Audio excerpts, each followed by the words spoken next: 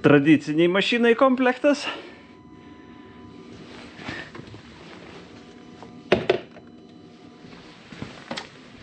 Komplektas dideliam džipui.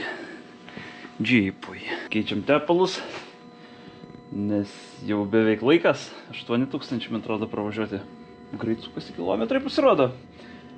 Nu, tai pasikeičiam tepalus, 10 litrų tepalų telpa, 2 revitalizantai. Po manęs mašina bus kaip nauja. Nu ir gerai. Ir nereiks pavydėti niekam, gal.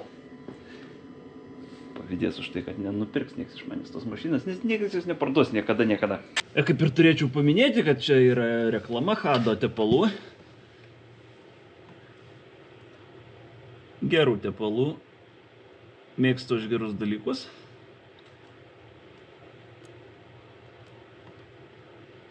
Mėgstu, kad varikliai ilgai tarnautų.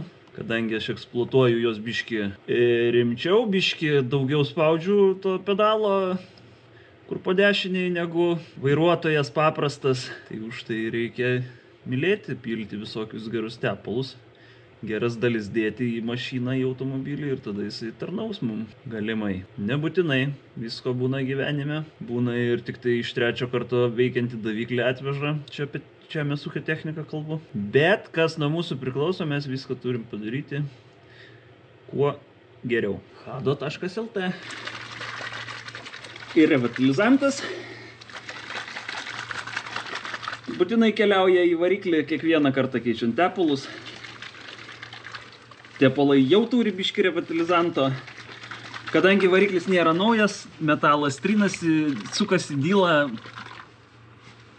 Kondicionierius atgaivina sielą, atgaivina, jeigu plaukam naudojami kondicionieriai, kad žvilgėtų, tai varikliam to labiau metalą, kad atgaivinti.